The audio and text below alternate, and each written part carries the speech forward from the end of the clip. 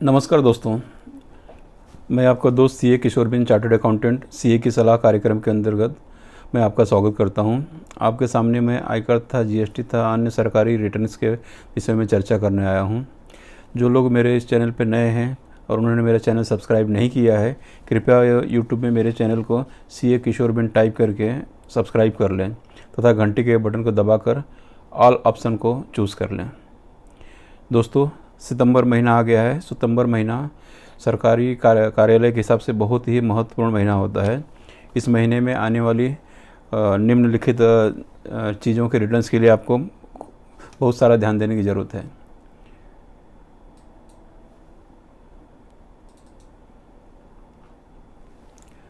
दोस्तों, सबसे पहले हम शुरू करते हैं इनकम टैक्स के लिए। इनकम टैक्स में 7 सितंबर जो डेट होता है वो टीडीएस का रिटर्न पेमेंट करने का ड्यू डेट होता है। अगस्त महीने का टीडीएस आपको 7 सितंबर के पहले भर देना है, नहीं तो 1.5% इंटरेस्ट लगेगा। उसी तरह 15 सितंबर को एडवांस टैक्स की इंस्टॉलमेंट की ड्यू डेट है। ये सेकंड इंस्टॉलमेंट होगा। ये असेसमेंट ईयर 21-22 के लिए होगा। अगर ये नहीं भरते हैं तो 234A, B, C इसके अंडर फाइन भरना पड़ता है।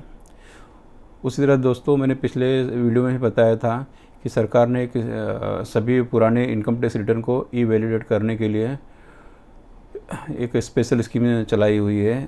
पुराने जो भी income tax return assessment year 15-16, 16-17, 17-18, 18-19 और 19-20 का अगर कुछ पेंडिंग है तो उसको हम लोग ई वैलिड कर सकते हैं आधार OTP द्वारा, बैंक के OTP द्वारा। अगर हम उसे नहीं करेंगे तो 30 सितंबर के बाद उसको हम लोग कभी वेरीफाई नहीं कर पाएंगे और वो रिटर्न इनवैलिड हो जाएगा। उसी तरह दोस्तों, 30 सितंबर जो है वो income tax return assessment year 19-20 का फाइल करने का आखिरी दिन है। इस असेसमेंट ईयर के रिटर्न को इसके बाद हम फाइल नहीं कर सकते। असेसमेंट ईयर 19-20 का अगर 5 लाख से कम इनकम है तो 1000 रुपया फाइन भर के, या फिर अगर 5 लाख से ऊपर है तो मैक्सिमम 5000 रुपया फाइन भर के हम लोग इनकम टैक्स रिटर्न फाइल कर सकते हैं। दोस्तों, अब दूसरा उसी तरह एक और इम्पॉर्टेंट सूचना थी कि असेसमेंट ईयर 20-21 टैक्स ऑडिट का जो ड्यू डेट होता है वह 30 सितंबर होता है, उसे बढ़ा करके 31 अक्टूबर कर दिया गया है। दोस्तों, याद रखिए, assessment year 20-21 income tax return due date उसे भी एक्सटेंड करके 30 नवंबर कर दिया गया है। अगर कोई भी एसएससी या कंपनी, सोसाइटी या इंडिविजुअल अगर उस income tax return due date पे नहीं फाइल करते हैं तो उन्हें एटीपी, एटीसी के डिडक्शन नहीं मिलेगा। इससे उनका बड़ा नुकसान हो जाएगा, खास करके कोऑपरेटिव सोसाइटियों के लिए, ट्रस्ट के लिए, क्योंकि एटीपी का जो उनको डिडक्शन मिलता है, जो पूरा का पूरा प्रॉफिट माफ़ हो जाता है, वो पूरा टैक्सेबल हो जाएगा। अब लेबर लॉ में हम आते हैं।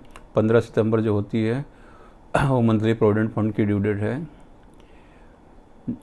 अगस्त महीने वाली। उसी तरह अगस्त महीने के ये प्रोफेशनल टैक्स भरने की भी ड्यू डेट 30 सितंबर है और ईएसआई भरने की डेट 21 सितंबर है।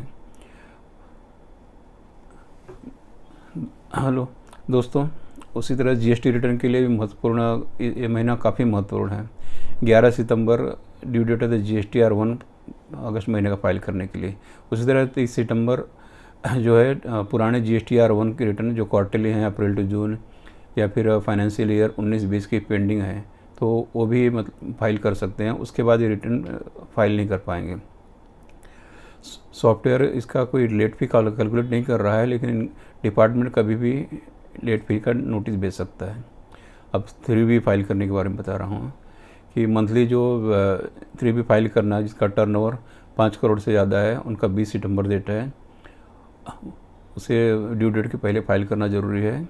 लेकिन इसे एक्सटेंड करके 1 अक्टूबर 2020 तक कर दिया है। उसके बाद 100 रुपये पर डे फाइन लगेगा।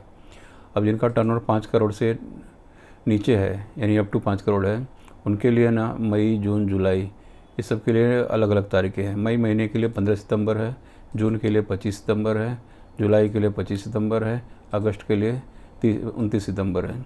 इसमें मैक्सिमम फाइन 500 रुपये लगने वाला है। अगस्त वाले में 100 रुपये पर डे के हिसाब से लगेगा। उसी तरह दोस्तों, 3B का इंटरेस्ट भी अलग से चार्ज किया जाता है। अगर पुराने रिटर्न हम लोग आज फाइल कर दे रहे हैं तो मैक्सिमम पेनल्टी तो 500 रुपया लगेगी ही, उसके अलावा उसमें इंटरेस्ट भी लगता है। अगर हम 30 सितंबर के पहले 3B फाइल कर देते हैं तो हमें 9% के हिसाब से इंटरेस्ट भरना पड़ेगा और 1 अक्टूबर से वह इंटरेस्ट 18% हो जाएगा। ये दोनों के लिए 5 करोड़ के ऊपर 5 करोड़ के नीचे के लिए सबके लिए सेम है। उसी तरह अगर कोई भी income tax return GST return जो जुलाई 2017 यानी जब से GST चालू हुआ है से लेकर जून 2020 तक का जनवरी 2020 तक का अगर आज फाइल करते हैं तो उनको मैक्सिमम लेट फी 500 रुपये ही लगने वाली है। अगर वह रिटर्न नील है तो नील भी कर दें, नील के लिए कोई लेट फी नहीं लगने वाला है। GSTR 4 जो कंपोजिट डीलर का है एनुअल रिटर्न है वो 31 अगस्त लास्ट डेट था, उसे गवर्नमेंट ने बढ़ा के 31 अक्टूबर कर दिया है। ये फाइनेंशियल ईयर 19-20 का है, एक्चुअल ड्यू डेट 30 अगस्त था उसका। इसके लिए 200 रुपये पर डे का फ़ाइन है, ये ईयरली रिटर्न है। उसी तरह GSTR 9 और 9C, 9 यानी कि एनुअल रिटर्न होता है और 9C यानी कि जिसका टर्नओवर 5 करोड़ के ऊपर है उनको GST ऑडिट कराना पड़ता है। जो GST ऑडिट किसी भी चार्टर्ड अकाउंटेंट से करना है वो 18-19 और के लिए 30 सितंबर लास्ट डेट है। इसको बढ़ाया जा रहा है, अब बढ़ा जाएगा कि नहीं कह नहीं सकते, लेकिन इसको भी समय पे फाइल कर दीजिए।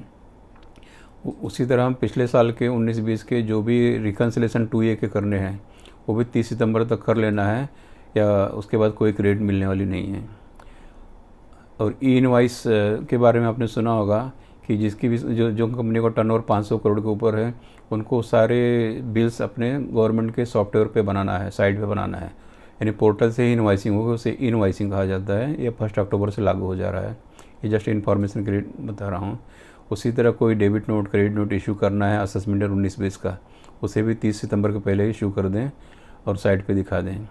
अगर कोई अमेंडमेंट करना है GSTR 1 में वो भी 30 सितंबर के पहले कर दें, वरना उसके बाद वो फिर कभी नहीं कर पाएंगे। उसी तरह दोस्तों non resident tax payer, input service distributor, TDS TCS tax payer for the month of March, April, May, June, July, August, इन सब के करने के लिए भी ड्यू डेट 30 सितंबर है।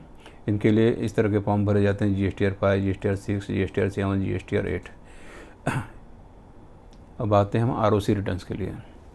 ROC यानी कंपनी के रिटर्न्स 30 सितंबर तक सभी रजिस्टर्ड कंपनियों को अपने AGM ले लेना है। उसके बाद 30 सितंबर के पहले ही उनको डायरेक्टर की KYC फाइल करना है, जिसे DIR 3 कहा जाता है। अगर ये हम नहीं फाइल करते हैं तो हम लोग उनका सिग्नेचर इनवैलिड हो जाएगा। इसके लिए 500 रुपये पर डे या मैक्सिमम 5,000 रुपये फ़ाइन लगता है। 14 अक्टूबर को ADT 1 यानी कि ऑडिटर अपॉइंटमेंट का फॉर्म फाइल करना, उसके लिए भी 200 रुपये से लेकर 600 रुपये पर डे का फ़ाइन होता है। AOC 4 जो ऑडिटर्स का एनुअल रिटर्न होता है, जो चार्टर्ड अकाउंट का सिग्नेचर फाइल होता है, उसे भी 30 अक्टूबर तक फाइल करना है। इसके लिए बहुत बड़ी लंबी पेनाल्टी लगती है। उसी तरह MGT 7 जो एनुअल रिटर्न होता है, जिसमें कंपनी सेक्रेटरी के सिग्नेचर लगते हैं, उसे भी 29 नवंबर तक फाइल करना है। इसके लिए भी बहुत तगड़े फाइन लगते हैं। उदाहरण के लिए अगर 30 दिन लेट हो गया तो ट्वाइस फाइन लगेगा, 60 दिन हो गए तो 4 टाइम फाइन भरना है, 90 दिन हो गए तो 6 टाइम फाइन भरना है, 180 दिन हो गए 10 टाइम भरना है, और 180 दिन से ज़्यादा हुआ तो 12 टाइम, यानी जो 3,000 रुपये का लगता था उसका 12 गुना फाइन भरना पड़ेगा इनको। उसी तरह बोर्ड रेजोल्यूशन जो होता है MGT 14 के अंदर बोर्ड रेजोल्यूशन 30 दिन के अंदर ही सबमिट करना है, उसका भी ड्यू डेट 30 अक्टूबर है। उसी तरह MACM के इंफॉर्मेशन पेमेंट या रिसिप्ट के बारे में जो भी रिटर्न फाइल किया जाता है, उसे भी अप्रैल टू सितंबर वाला 30 अक्टूबर लास्ट डेट है। LLP के रिटर्न के 2 रिटर्न होते हैं, एक फॉर्म नंबर 11 होता है जिसकी ड्यू डेट निकल चुकी है, और फॉर्म नंबर 8 जो होते हैं एनुअल रिटर्न, उसको 30 अक्टूबर तक फाइल करना है। उसी तरह दोस्तों एक सर्कुलर आया था, सेबी ने इशू किया था, उनका जो क्वार्टरली रिटर्न होता है उसे 15 सितंबर तक बढ़ा दिया गया है। एक्चुअल डेट उसका 14 अगस्त था। उसी तरह सर्कुलर नंबर 12/3/2020 को आया था। इसमें लिखा हुआ था कि ओल्ड ROC रिटर्न जितने भी हैं उन सभी रिटर्न्स को कंपनी ने अगर नहीं फाइल किया है, उनका नाम कैंसिल हो गया है, तो उसको नाम अगर रिस्टोर करना है तो उनको सभी फॉर्म्स को 30 सितंबर के पहले फाइल करना है, जिसमें उनको सिर्फ नॉर्मल फी भरना है। उसमें ऊपर वाली फ़ाइन जो है वो सब गवर्नमेंट ने वेव करने का ऑप्शन रखा हुआ है, लेकिन 30 सितंबर के बाद अगर फाइल करते हैं तो उसमें बहुत बड़ी पेनल्टी लगेगी। अब दोस्तों आता हूँ मैं कोऑपरेटिव डिपार्टमेंट के रिटर्न्स के बारे में। मिनिस्ट्री स्टेट गवर्नमेंट मिनिस्ट्री ने एक 34 नंबर का मीटिंग रखी थी 23 जुलाई को। इसमें उन्होंने कहा गया था कि ऑडिट सबमिशन का जो ड्यू डेट है उसे बढ़ा के 31 दिसंबर कर दिया गया है, और एनुअल जनरल मीटिंग सभी सोसाइटियाँ 31 मार्च तक ले सकती हैं। उसी तरह ओ फॉर्म सबमिट करने का जो ड्यू डेट है वो 90 दिन होता है। जी हाँ, जिस दिन ऑडिटर ने रिपोर्ट दिया उसके 90 दिन के अंदर उन्हें सबमिट करना है। मैंडेटरी रिटर्न जो ऑनलाइन सबमिशन होता है वो within 1 month from the date of AGM होता है, यानी कि अगर एजीएम 31 मार्च तक ले रहे हैं तो 30 अप्रैल तक उन्हें कोऑपरेटिव सोसाइटी के मैंडेटरी रिटर्न फाइल करने हैं। उस तरह दोस्तों ट्रस्ट के रिटर्न, सर्कुलर नंबर 580/2020 डेटेड 4/8/2020 को डिपार्टमेंट ने एक सर्कुलर इशू किया है, जिसमें इन्होंने ऑनलाइन चैरिटी कमिश्नर को जो सबमिट करने एनुअल रिटर्न सबमिट करते हैं उसकी ड्यू डेट बढ़ा के 31 अक्टूबर कर दी गई है। एक्चुअल डेट उसकी 30 सितंबर थी। दोस्तों जो डेट बढ़ाए गए हैं इसके बारे में कुछ सर्कुलर है, उस पर हम एक नज़र डालते हैं। दोस्तों देखिए, चैरिटी कमिश्नर का सर्कुलर है। इसमें उन्होंने परिपत्र क्रमांक 520/2020 दिनांक 4/8 को इशू किया है। इसमें इन्होंने यहाँ लिखा हुआ कि 19-20 का आर्थिक वर्ष उसका ड्यू डेट 30 दिसंबर तक बढ़ा दिया गया है। उसी तरह दोस्तों दूसरा है इनकम टैक्स रिटर्न, उसका जो ड्यू डेट बढ़ाया गया था उसके बारे में सर्कुलर है कि 31 जुलाई का जो ड्यू डेट है उसको 30 सितंबर तक पुराने आईटी रिटर्न फाइल कर सकते हैं, ई-वेरीफाई कर सकते हैं। उसी तरह दोस्तों एक आरओसी का सर्कुलर है, जो सर्कुलर 12/2020 30 दिन को हुआ था। इसमें लिखा हुआ था कि पुराने रिटर्न जो भी फाइल नहीं हुए हैं उनको भी अगर एक स्कीम लाई गई है, कंपनीज फ्रेश स्टार्ट स्कीम 2020, इसके अनुसार उसे अगर वो लोग 30 सितंबर तक फाइल कर देते हैं 30 सितंबर तक, तो उनको लेट फी नहीं लगेगी, सिर्फ नॉर्मल फीस चार्ज की जाएगी।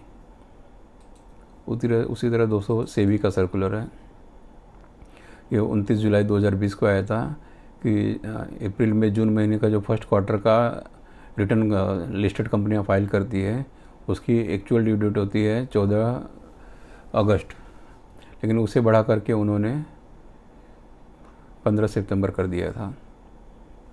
ये सेबी द्वारा इशू सर्कुलर है। और अभी महाराष्ट्र सरकार द्वारा जो मीटिंग में डिसीजन लिया गया था उसका सर्कुलर है। उसमें कहा गया है कि सरकारी संस्थाएं जो हैं अपने रिटर्न्स एक ऑडिट कराने का जो ड्यू डेट है 31 दिसंबर 2020 तक कर सकते हैं, और सभा लेने के लिए 31 मार्च 2021 तक कर सकते हैं।